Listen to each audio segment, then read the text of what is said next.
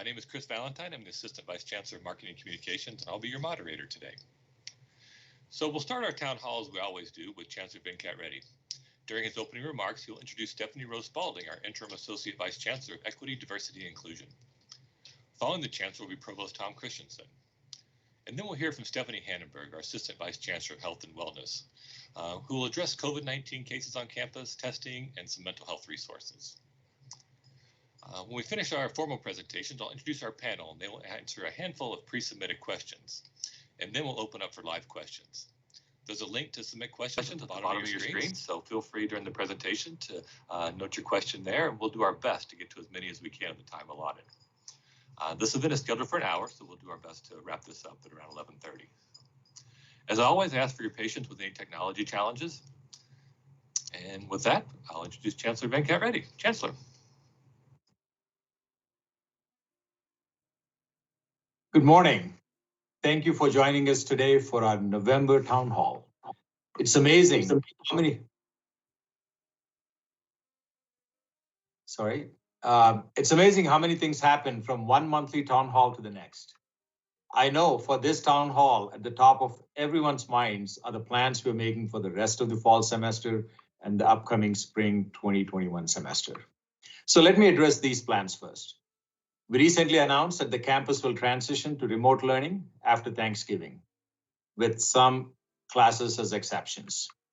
With the increase in COVID-19 cases in our community, and with the risk of everyone returning to campus after traveling and gathering for the holiday, we believe it was the right decision, and we made it with input from stakeholders across the campus. Post-Thanksgiving, the campus will remain open for research. Some essential student services like the library, recreation center will remain open as well. The residence halls will remain open for about 400 students who have chosen to return, and dining services will be available for those students. I'm really appreciative of the Student Affairs Division, which planned a number of activities for the students staying over the Thanksgiving week and beyond. Please know that we will continue to monitor the local and state regulations and adjust our operations appropriately. Regarding spring semester, we are analyzing several scenarios, and we are continuing to consider COVID-19 conditions in El Paso County and the state. So people wonder, how do you make these decisions? So we are focusing on 4 criteria for determining our plans for the spring semester. The state and county public health dials that consider the number of cases, positivity rates, and hospitalizations. For example, El Paso County moved to level orange last Friday and may move to red if the trend continues. The effectiveness of our current virus suppression measures in classrooms and residence halls. Additional measures like testing that could implement in spring.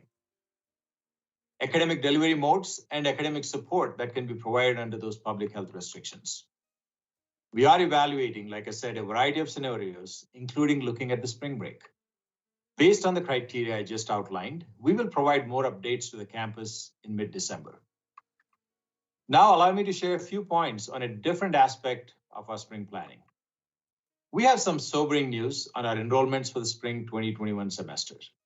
We are currently down 21% from our spring enrollments this time last year.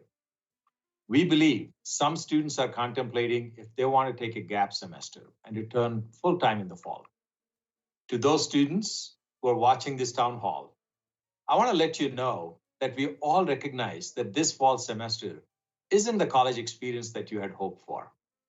We all wish we could get back to normal classes and our regular campus activities. As you well know, this situation has been imposed on us due to circumstances largely out of our control. Please know our faculty are working hard to give you the best on-campus and remote learning experiences possible given the current circumstances. I encourage you to continue your progression towards your degree so that you can stay on track for graduation. We hope to see you back in the spring semester. If you need help or just want to explore your options, please don't hesitate to reach out to our faculty and staff who are committed to your success. Now I'll share a few updates from the system level. At last week's Board of Regents meetings, we bid farewell to Regents Griego, Shoemaker, and Carson, who will complete their terms in January of 2021, when the new regents, Renison, Spiegel, and Chavish, will start their 6-year terms. I'd like to thank our outgoing regions for their leadership and support of our campus and the system. And I look forward to inviting the incoming regions to our campus and sharing with them the great work you all are doing. Now, a topic I know which is also on your mind are furloughs. So speaking of system level initiatives, this element is an important one for our campus. I know many of you are on 1 day per month furlough that was implemented this past summer. I've said it to you before, and I'll reiterate it today. I'm not a fan of furloughs. As I've just shared with our spring enrollment projections and with the ever increasing number of COVID-19 cases in our community and on our campus, there remains a lot of uncertainty about the future of the furlough requirement. I will continue to work diligently with President Kennedy and the regions. My hope is that we can partially or fully get relief from the furloughs in the near future, hopefully early spring. But that conversation will rely on our spring enrollment numbers as well as the trends of the COVID-19 cases in our community and on our campus. I will update you more on the furlough situation by third week of December. Now, I'd like to transition to a topic that is of critical importance to our campus, our community, and our nation. As you saw in many recent letters to campus, we remain deeply committed to the work of strengthening our culture of equity, diversity, and inclusion on campus. And we've been hard at work setting new and expanded EDI priorities for UCCS. The inroads we make in these areas are critical in enriching an inclusive culture on our campus. Now I'm pleased to introduce our interim Associate Vice Chancellor for Equity, Diversity, and Inclusion, Dr. Stephanie Rose Spalding.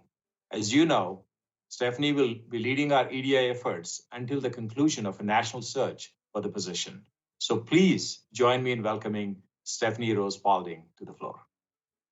Stephanie. Good morning, everyone. And thank you, Chancellor Reddy, for the opportunity to address our UCCS community. It is a tremendous honor to be able to serve our campus and our community in this way, as we recognize the importance in this season and this time in our country that diversity, equity, and inclusion is so critical to who we are as a people. I just want to share with you that my love for UCCS is very deep. I've been here for 10 years in the Women's and Ethnic Studies program and have served the campus as a faculty member, as well as the community at large as a very public social figure for justice. And we carry these traditions over into the office of Interim Associate Vice Chancellor for Equity, Diversity, and Inclusion. We have conducted some listening sessions already, and I've been able to hear from many of you what your heart's concerns are as we build inclusive community here at UCCS. And we will continue in these conversations as we go into the spring semester. Additionally, we will listen to you from every demographic. It's protected class and beyond, from race, gender, sex, sexuality, age, veteran status, and beyond, to make sure that this office becomes the office that you want to see, and it embraces everything that is necessary in order for us to create an inclusive community.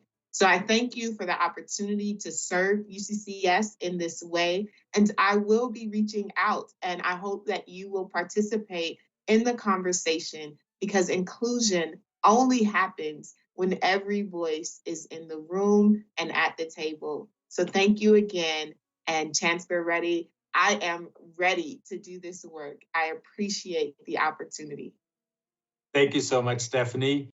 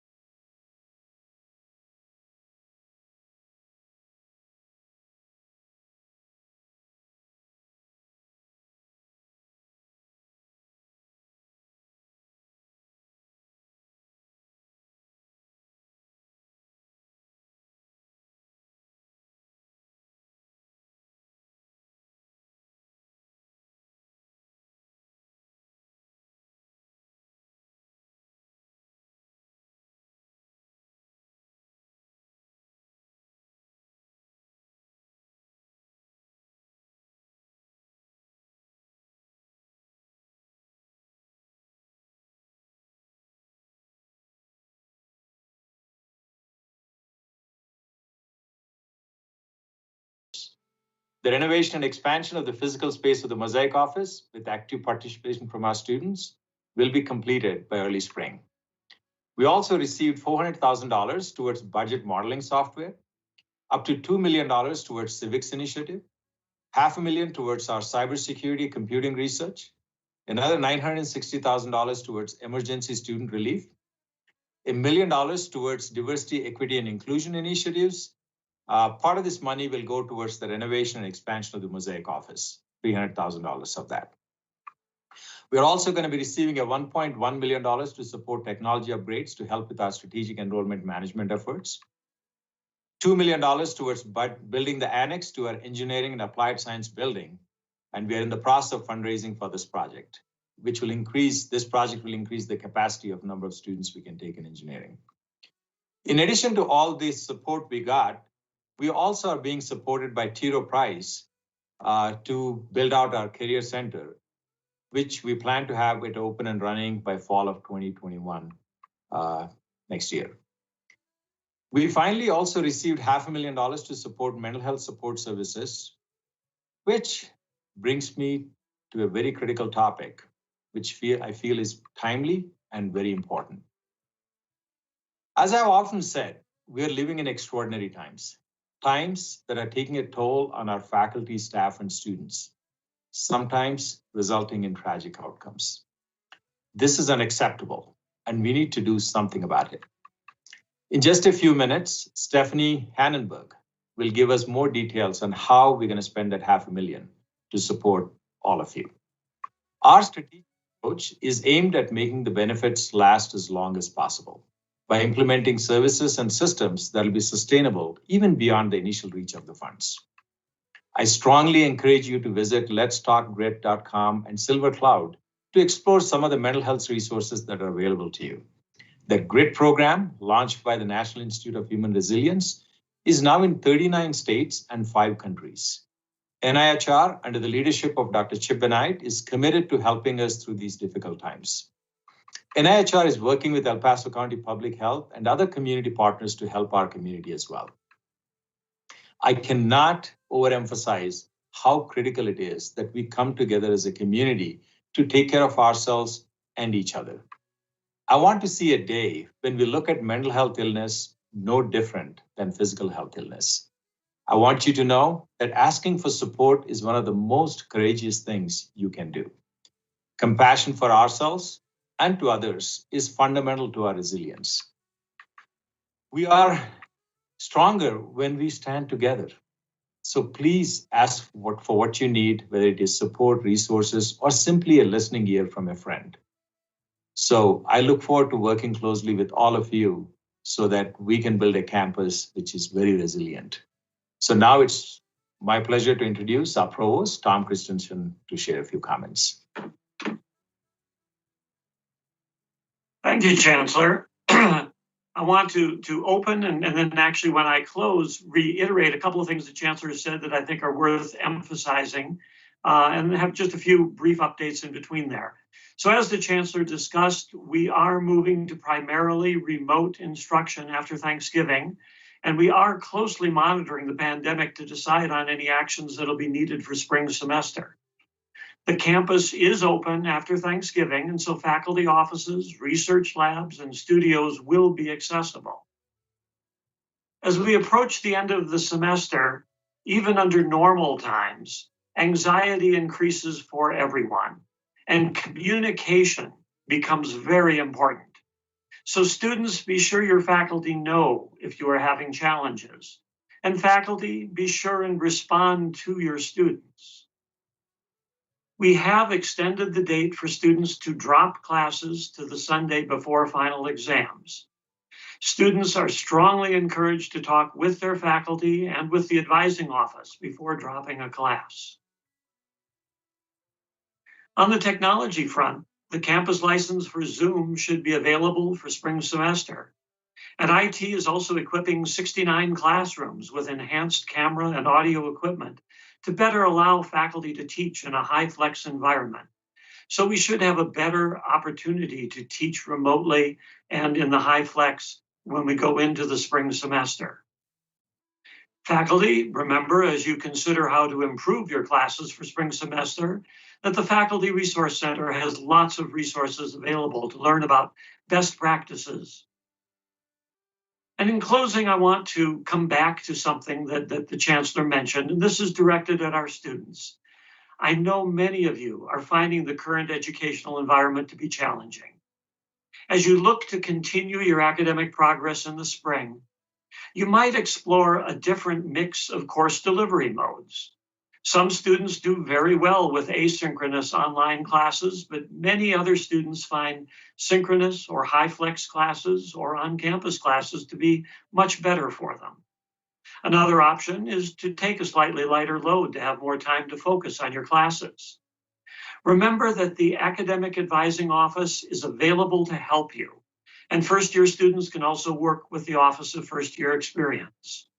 We're looking forward to seeing all of you again in the spring in either a remote or an on-campus environment, depending on what works best for you and what we're able to do, depending on the progress in the pandemic. So at this point, I now want to turn this over to Stephanie Hannenberg, the Assistant Vice Chancellor of Health and Wellness. Thank you, Tom. So I just want to start off by thanking everybody for doing such an amazing job through this for the semester. We have made it farther than a lot of schools, thanks to faculty doing the right thing and following guidance. We've only had to quarantine 3 classrooms. Staff managing their departments using that same guidance. We have not had to do any department quarantines. We have revised the dashboard so that hopefully it's easier for everybody to read and understand. And we've also revised the COVID website to make things easier to find and enhanced it with more frequently asked questions. So please visit both of those sites so you can see those revised versions. An update on the COVID situation. To date, as of last night, we have 177 total positive student cases. This is not tracking faculty and staff numbers. And to be considered, they have to be reported and confirmed through El Paso County Public Health, or they were tested at the Wellness Center. Just know confirmations are taking longer, which is why our response time back to you is longer. Some areas in town, some testing sites are 5 days behind in loading because of the volume. So we often are now having to go to the students and get the results. So please be patient with us. You'll see that the significant increase on our dashboard aligns with what happened in the community. We were following on those coattails. Most of our cases we're seeing are still community spread, lots of personal gatherings, work, family functions, religious gatherings. We are seeing a significant increase in calls and emails. So if you don't get a response and it's an urgent matter, please always call the Wellness Center front desk so that we can make sure that you are prioritized. Quick housing updates, Chancellor mentioned, we'll have 464 students that will be on campus after the break. 653 will be going home or staying home. 148 of our students are going to be staying with us for the Thanksgiving break. And we have 58 students that are going to be traveling out of state and then returning to our campus. So of those students that will be traveling out of state and returning to campus, they will be prioritized for mandatory testing upon their return, because we really want to make sure that we are identifying cases to get everybody home safely for the holidays, again, as they approach. And the Wellness Center has been offering our rapid antigen testing, which has been a game changer for us. The demand is so high right now, we are only able to do symptomatic students, but we do get results in 15 minutes. We are batch testing people twice a day, hour in the morning, hour in the afternoon. We do still offer PCR testing for those who need it, especially those traveling home. We just tell them they need to look at their state requirements because some are very specific in what lab can run it and what type they need. But we are offering those clinics today and tomorrow, and we'll continue to provide that service next week as well. When students return, we will do very similar to what we're doing now. As we're identifying clusters of positive cases, we start doing targeted testing. Athletics has been instrumental in helping with that. So Jim from Athletics, thank you very much for everything you've done to help make sure we get things taken care of. And then the testing is not the timely part, it's the contact tracing, because we are responsible for notifying all UCCS contacts. So class, sports, work, roommates. That is the part that can take us hours. So just understand that the testing, while you may not see the numbers being extremely high, it's the back end that takes so much work. I'm going to transition over to mental health a little bit because, as Chancellor mentioned, What you don't see on the dashboard are the other health impacts to our community that are likely related to COVID, but we just aren't reporting those numbers. We've had 10 students attempt suicide this semester alone, and some have been completed. We've had 1,293 mental health appointments through November 4th for 260 individuals. This does not include our psychiatric appointments or patients that we are providing medications for. Our crisis and emergency visits are up 2.7 times, not percent, but times. This does not include faculty and staff because these are wellness center statistics, but what our faculty and staff are going through is just as important for us to pay attention to. COVID fatigue is real. The mental health effects are just as important to consider as the health effects we're seeing. If I'm coughing, it's probably obvious and people are going to panic and want to do something about it. But if I'm struggling internally, people aren't as likely maybe to say something. So please know that it is always better to say something if you're worried about somebody than to stay silent. If you ever have concern about what you can say, you can always reach out to Bennick in the Wellness Center, and we'll be providing tips as well to help people with those conversations. I think the best advice I ever gave my kids when they were growing up is always remember that somebody has a story and you have no idea what they could be going through. So I ask, please give grace towards each other. Ask somebody if they're doing okay. And if they share something you're uncomfortable with, there's lots of resources available on campus and in the community that we can refer people to. Call in, check in with your colleagues, friends, family, and neighbors if you have the bandwidth to do so. If you're somebody who's struggling, make sure you're taking time for your own self-care. And even if you're not, take time for your own self-care and give yourself the grace that you're doing the best you can, because we are all putting everything we have into our jobs right now. If you personally need help, as Chancellor Reddy said, please ask for it. We are all here to support you. Some resources that are available, as Chancellor Reddy mentioned, from the system with the funding that's coming, thanks to Bennick Altiley, Jeff Spiker, Catherine Dosh, and Chip Benight, we have proposed that we will get a case manager for the campus to direct individuals to the resources when they're in need of a time of crisis, and then they can provide the follow-up to make sure that they have been connected. Our UCCS primary care clinic will be getting a clinician that will prioritize free care for staff and faculty to reduce the wait times and improve ease of access to mental health care. We will expand service capacity at the Veterans Health and Trauma Clinic that's open to faculty and staff, and we'll be getting additional contract clinicians in the Wellness Center to support our students even better. While those all won't be implemented immediately, here's what you have available now. On the Wellness Center Mental Health Services page on the Rec and Wellness Center website, there's a mental health screening that anybody can take. It is anonymous. We have no idea who takes it. It just lets you know kind of where you're at. And if you need resources, please be looking for an email that Bennick Altiley had sent on November 11th. But this afternoon, she's going to send out version 2 with enhanced and updated information. Included in that will be, how do you find a community provider if you do need help? What are your crisis resources? Some of the Wellness Center clinicians did an amazing job creating a video that helps you identify when somebody is struggling and some resources on what you can do. Bennick and Alex Ilyasova have also created a weekly non-clinical support group that's Tuesdays from 9:30 to 11 to help people stay engaged, because since we're all feeling so isolated, it was a huge success yesterday with the first one, free to anybody that wants to join. That information is in the email. Catherine at the Veterans Health and Trauma Center has also coordinated a free traumatic loss and grief group on Wednesdays from 3:30 to 5. You just need to call and join. And among many other group offerings at the Wellness Center, we have also expanded our student grief group that will be provided for all actively enrolled students, as well as our ongoing therapy for those that need it. So what do you do as you head into the holidays and break to take care of yourself? Some of the things that I will tell you to do for COVID add to the mental health strain. So please know it's all about balance. I give advice every day to people on how do you figure out how to navigate the two together. So one thing that's simple for people to do, get your flu shot. The Wellness Center is offering for free to the students for the first time this year. Give us a call, or right after this, I'll be going out to give flu shots in the Recreation Center from 12 to 1. So please, if you're a student, come by and get yours, and faculty, most pharmacies will provide them to you for free with your insurance. Continue to mitigate the risk for COVID. Don't travel if you don't have to. You can look at the area you're traveling to assess for risk. If you do travel and you're coming back, if you're able to, consider working from home when you return. And if not, when you're coming into work, make sure you're limiting contact with others to keep them safe. Limit your gatherings and follow all the other advice we've been giving. Remember, nobody can test out of quarantine. That is something that we are seeing a lot. Make sure that if you are not feeling well, please don't come to campus and don't have gatherings with others. Anything that is a new symptom, whether it's a runny nose or a slight headache, could possibly be COVID. We are seeing lots of very mild symptoms and it's spreading because of that. So just be mindful of that.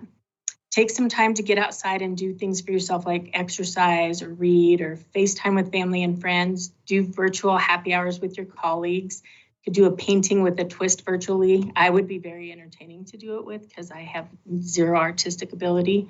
But try to think of engaging things to do with those around you. Remember, the Recreation Center is offering faculty and staff memberships, and students, we encourage you to come in and use the facility. And I really, really encourage you take a break from work on this vacation and use some vacation and disconnect and just have some downtime if you can. We're all behind.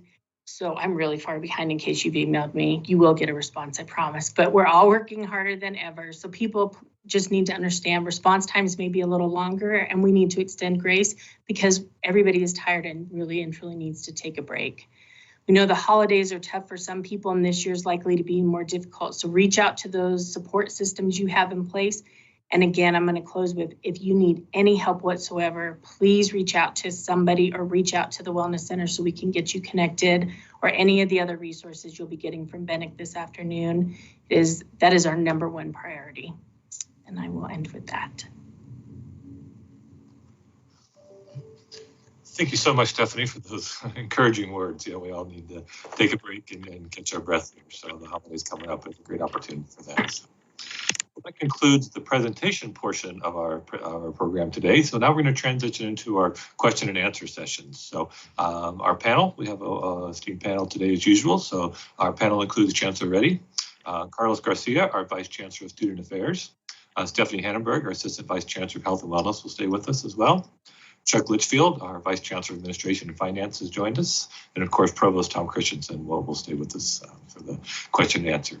So we have a handful of pre-submitted questions that folks submitted prior to the event. And then the questions are coming in fast and furious on my live feed here. So we'll do our best to get to as many of the questions in the live section as we can. So we got about half an hour here to hit some questions. So we've divided them up into topic area this time in the pre-submitted questions. So Chuck Litchfield will be our first, and I have 3 questions around COVID and our response there. So Chuck, if you're ready, we'll dive into the first one. So the first question, we talked about the campus going remote after Thanksgiving. It says, why are offices not also going remote? Can you address that one? Yeah, sure, Chris, thanks. And that is a good question. So first of all, let me explain that the campus is going remote for remote learning, which is very different than what we experienced in the spring.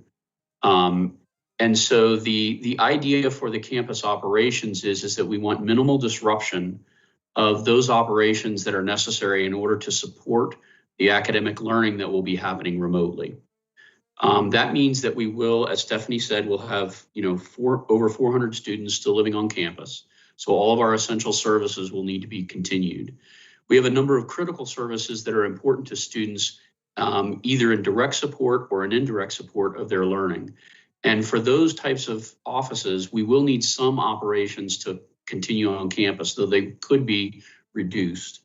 The key here is that we are striving for minimal disruption of those operations necessary to support the remote learning.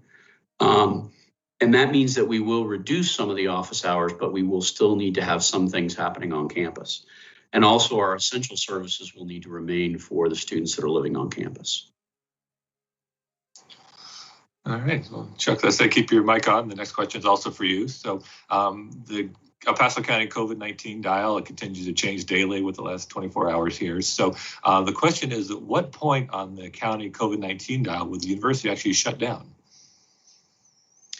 So that's actually a changing environment right now. Yesterday, the governor made an announcement that the dial system that we have been using in the state now has a new category added to it.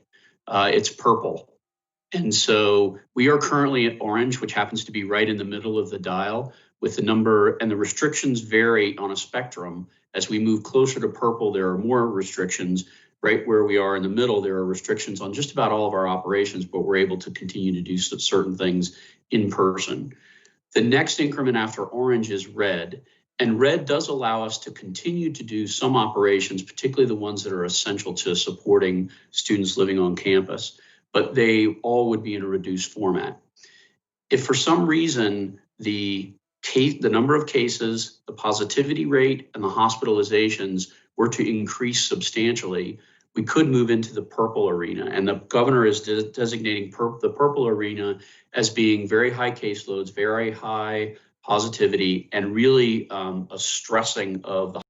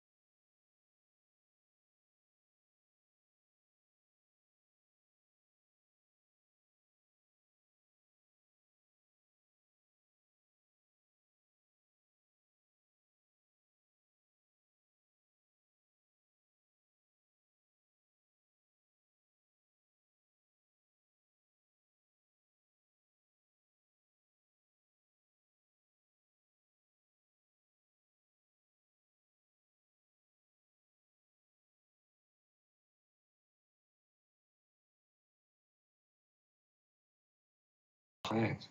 I think we're having some technical challenges. The screen's freezing up a little bit, but hopefully we can still hear us, so we will continue on. So, Tom, keep your microphone on there. Next question's also for you.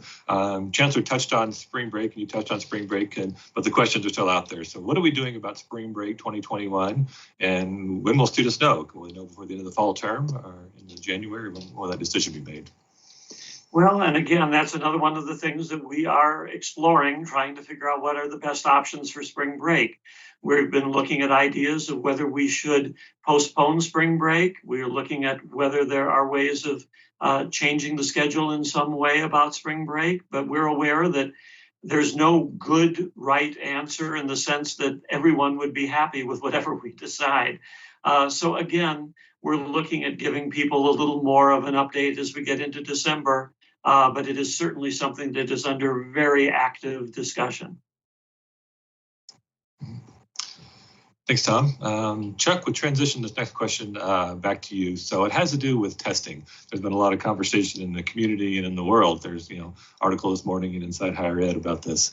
So the question is, will students be tested for COVID-19 before returning to campus at the start of the classes for the spring 2021 semester? Thanks, Chris.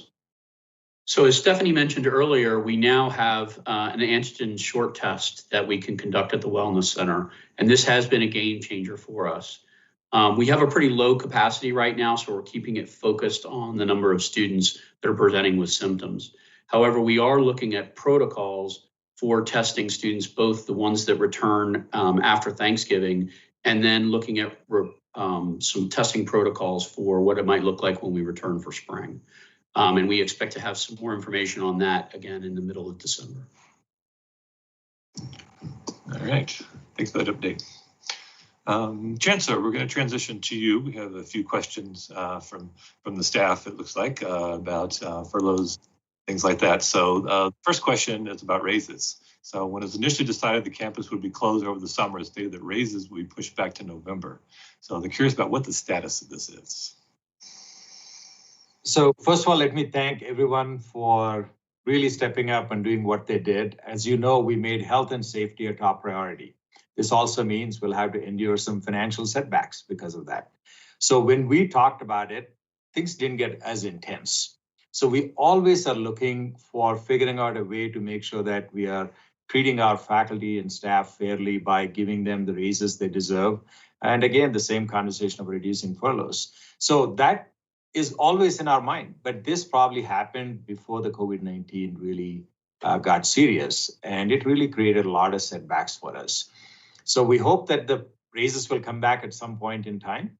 But at this point, I think it's going to be a very difficult thing to do. So we probably had that conversation, but COVID-19 has really taken over our lives. And really, instead of raises, we had to go through furloughs. So my hope is first to restore the furloughs, and then hopefully continue our conversation on raises. All right. Chancellor, the next question kind of ties into that one as well. So are additional furloughs and layoffs part of any discussions right now? Hard question to answer. So many of you know I'm a perennial optimist. So my hope is not to be having that conversation, even though that's something that we'll always keep on the bench. But right now I'm working towards restoring the lost furloughs and not looking at additional furloughs and layoffs. But as I said in my comments, there are a couple of things that's going to influence that, right? If the spring enrollments reverse the trend and start becoming better, I think that'll help us from not looking at additional furloughs. And if the COVID-19 situation improves, that also helps us in that process. So the challenge right now is we're all dealing with the uncertain times, but we're getting some good news with the vaccine being more effective. But you also know we're not going to be the first ones to get that vaccine either. It's going to be the healthcare workers, the first responders, the people who need it. So I think we'll be watching a lot of these things, but please know that my intention is not to see additional furloughs and layoffs. That's only going to be a very last resort. But this is where we all need to come together to make sure that we are supporting our students, helping them succeed, and being there for each other as we go through this process. All these are always conversations, but my first thought on my mind is how do we restore the last furloughs, not to really do additional. All right. Thanks, Chancellor. So that wraps up our pre-submitted questions. So it's now a chance to transition to our live questions here. So I have more than a dozen questions already been submitted. So we have about 20 minutes here, and we will do our best to get to as many of them as possible. So Chancellor, your microphone is on. The first question is for you, and it actually continues the same conversation here. The question is, are there any discussions about changing or adapting our annual evaluations to account for additional services or changes to job duties due to COVID? This is a question I'm going to really give it to the provost because he's been working closely with the deans, and I'll ask others to chime in because these are extraordinary times. So we need to be compassionate and thoughtful and fair to everybody as we evaluate those things. So Tom? So I can certainly speak to this from a faculty standpoint in terms of annual evaluations. The Faculty Assembly last Friday passed several resolutions concerning annual merit reviews, and I had worked with them in developing some of those resolutions. And so this morning at a Dean's Council meeting, I presented those resolutions to the deans, and we had further discussion on them. So we're certainly looking at ways of recognizing for faculty that the work that they have been doing this year is not what they anticipated when the year began. And so we will be working on ways of making sure that that's taken into account as we do the annual merit evaluations. the CU system has given us a little bit of more flexibility than we normally have for faculty evaluations. And so both the faculty assembly resolutions and the discussion with the deans recognize that. And so we'll be working forward on that, and we'll certainly be getting more information out to faculty here very shortly now that the faculty assembly has given their recommendations. So that's what's happening on the faculty side. All right, thanks for sharing the information. It's a good update. So the next question is for Stephanie. Stephanie, there's a question here, and I think it's more in general, a little confusion about the new COVID dashboard. So they're asking you about, it shows number of cases, but those don't seem to be current positive cases. Can you talk briefly about the new dashboard that just went up this week and kind of explain what information's out there and the goal of providing that information for everyone? Sure. So that what you see at the top is total. If you go to the bottom, it breaks it up by every single day now in a graph, and then you'll have a total at the end. So that was our way to show trends, because we know that a lot of people wanted to see what was kind of happening day to day. You will also see the number of rooms that are in isolation for on-campus students. Just also know a lot of students have also traveled home, and if we're able to, we also keep people in their rooms. So that's just the rooms we have reserved for it. It's the number of tests that are being done. The only column that might be a little confusing and not as straightforward is positive cases. Doesn't look like it aligns with our testing, and that's because you have to remember the positive cases is what's reported to us. I don't even know how many emails I get a day from faculty and staff about positive cases. Those get added once I confirm that they're really positive. So it's not just what we're testing, it's everything that's coming in, whether it's from the students, faculty, or staff. All that are reported and confirmed from a student are added to those numbers. And thanks. There's a lot of detail on that dashboard, so I encourage folks to dive in a little bit and click through it, and hopefully you can find the information you're looking for in there. But that's trying to share as much as we can and being transparent. Chancellor, the next question is for you. In your remarks, you briefly touched on the CU Online program. So the question is, what expectations do we have for UCCS having a prominent role in the recently announced CU system-wide campaign or program there? So any idea when that program might start and some of the degrees that are involved from UCCS? So as I indicated in my message yesterday, Dean Karen Markell is helping us be the liaison for our campus with the system. The big change that happened from last month to this month is really the decision-making has come to the campuses. So I'm working closely with my fellow chancellors in making sure that we work together in offering these programs. So I want to just clarify something that keeps coming back about duplication of programs. So the programs that will be selected for the CU system will become the CU online programs, depending on whatever campus it comes from. But that doesn't mean that we can't offer a program offered by a different campus for our own campus. So there could be duplicate programs, but the system programs will be selected from different campuses.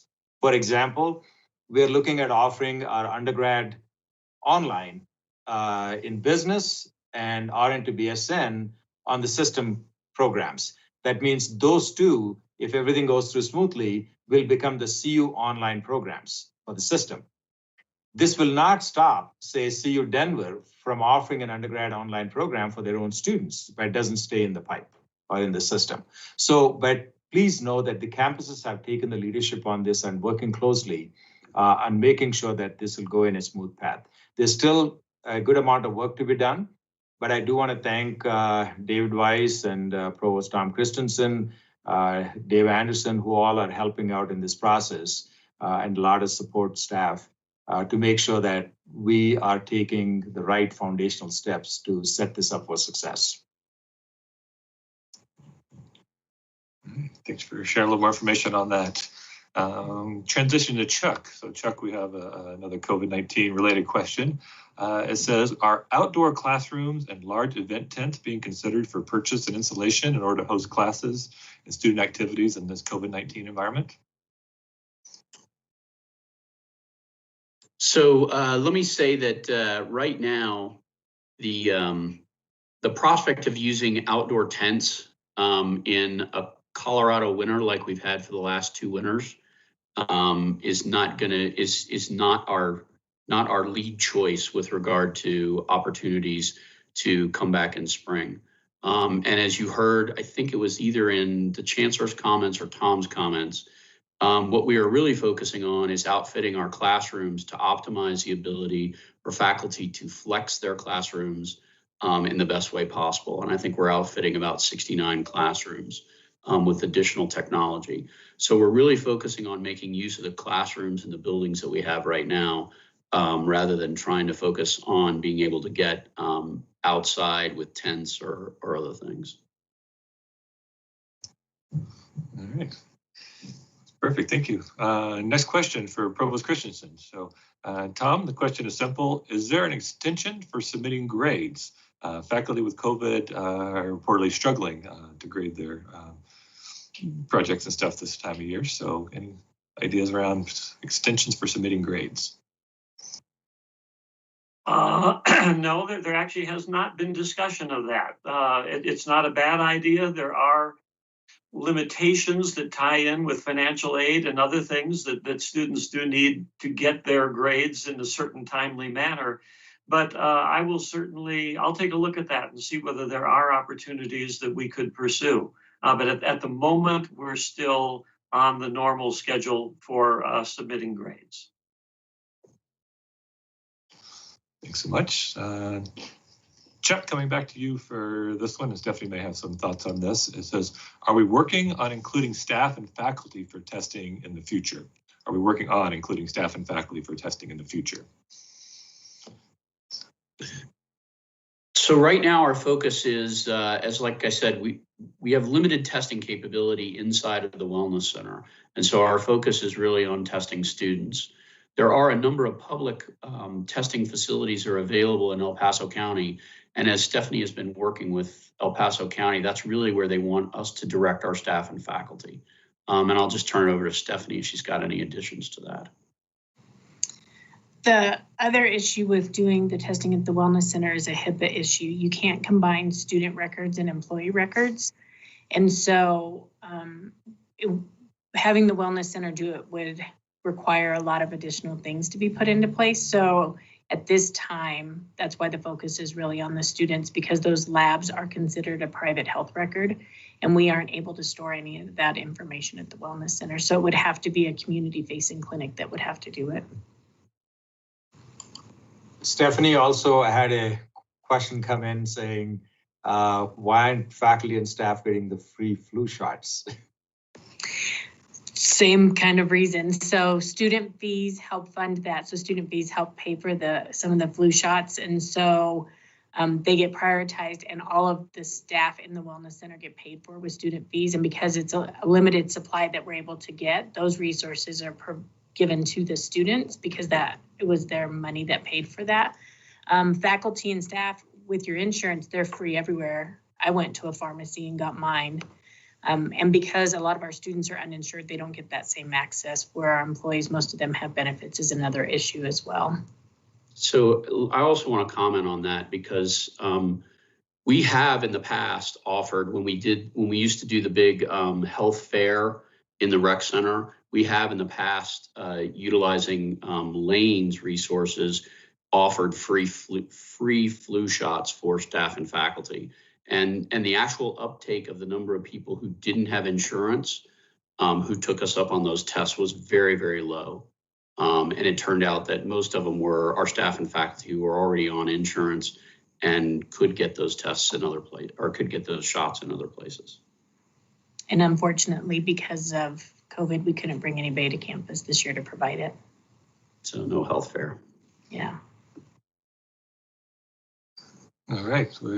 Next question is shifting back to academics. So Provost, so earlier we talked about support for students being through the advisors and all that, but the person wrote that we also have resource available in the Excel centers. So can you talk briefly about some of the benefits to students at the Excel centers who are looking for extra help?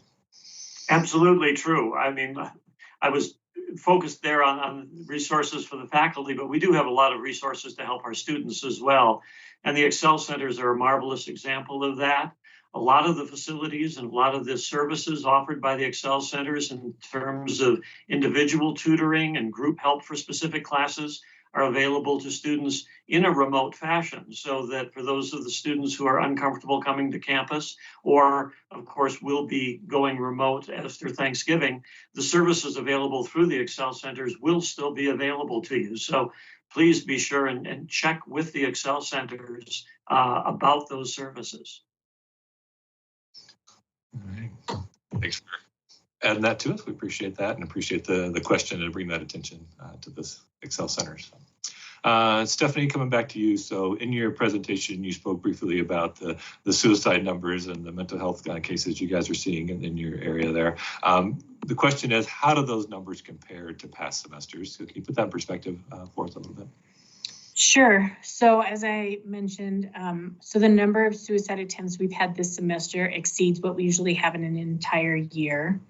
And the emergency and crisis cases that are coming in are 2.7 times higher than past semesters at this same time. So significant increase. Our routine individual therapy, because we don't have some of the contract clinicians we had last year right now, those appointments are down slightly. But when you look at capacity from clinician to the number of students they're serving, that is about the same. It's the emergency and crisis that has gone up significantly this year compared to past years.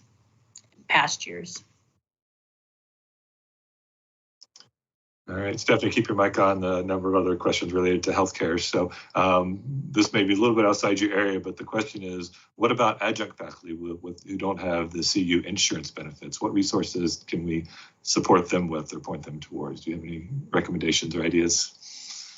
So if they want testing, it's free at the Citadel Mall if we're talking about COVID. If we're talking about mental health, I would look at the email from Bennett because it has a lot of great resources.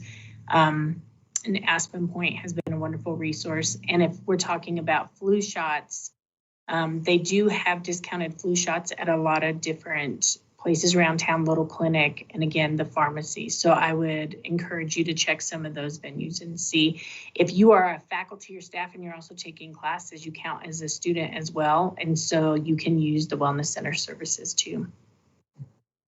Great. All right, one more question for you, Stephanie, related to healthcare. So the writer writes, I'm worried that there is no defined contact tracing for staff for exposure to staff or students while on campus. How can we work to feel better informed about staff outbreaks or exposures from students? So talk about the contact tracing process as relates to staff and faculty. Sure. So if you had somebody that came to your class and we know that it was during their infectious period, we reach out to you because we ask you a bunch of questions about the class. Last week when we had a huge surge, we may have slowed down just slightly and we're a little bit behind because we were doing hundreds and hundreds of outreach. But the majority of the time you'll be contacted within 24 hours because those of you who've been contacted by me, you know, I ask you a lot of questions because I have to know everything about the room and the space that you were in and the bodies that were in the number of individuals that were in the room. So whether you're at work or in a class, you will be contacted so we can gather that information. I just called a supervisor yesterday to let them know they were near a close contact and we walked through everything. If it's not deemed to be a close contact, we will not reach out. And I know some people start to get scared because they think they were exposed to somebody who's infectious. We always look at the infectious period before we ever reach out. So if you ever think you were exposed and we didn't contact you, feel free to let us know. It's not because we aren't telling people, it's because they don't meet any of the criteria to be a close contact. And we have to focus all of our resources right now to managing the true risks that are there. All right. Thanks for all that great information for all our panelists. So we're getting towards the end of our time here. I do have one more question. We'll address it for the Chancellor. And then I know the Chancellor has a few remarks to wrap this up. So Chancellor, the last question for you is, how is the money from the President's Office for Equity, Diversity, and Inclusion going to be used on our campus? So at this point, I made a comment about out of the $1 million we received, $300,000 will go towards the construction of the Mosaic Center and LGBTQ place, and the remaining money will be allocated based on lots of conversations. We have not made any plans yet. Stephanie Rose Paulding and I'll be spending time with a number of folks in getting the feedback and spending it on the best way possible so that we can create a strong foundation and structure to ensure that we're using those monies carefully and thoughtfully, because those are tight resources right now. So at this point, no specific plans have been made because we do want to hear and listen to folks and get their feedback before we make that plan. That's great. All right, Chancellor, let's transition to you for some closing remarks to wrap up this month's town hall. Great. Thank you, Chris. So first of all, let me thank Stephanie Benek and her team for taking care of our physical and mental health needs. So please join me in thanking them. I think they did an amazing job and continue to do an amazing job. So if you didn't listen to anything I said, I'm okay with it, but I hope you listen carefully to what Stephanie said, because if we don't take care of, you don't take care of yourself and your family's safety, I think that will not be a good thing. Let me also thank you all for your support in keeping our campus going strong and supporting our students. I want to thank the regents, the president, faculty, staff, and student governance bodies for leadership at a very critical time. And they are working tirelessly in making sure that we stay on course. I do also want to give my appreciation to the incident management teams. Many people are involved in that, and many people are working in the background to make this a smooth operation. As I mentioned before, please remember to extend compassion to yourself and others. Safeguard both your mental and physical health. They are your most important resources. If you'd like suggestions of resources available, there's lots of information coming to you your way through email and other source avenues. Please check on those.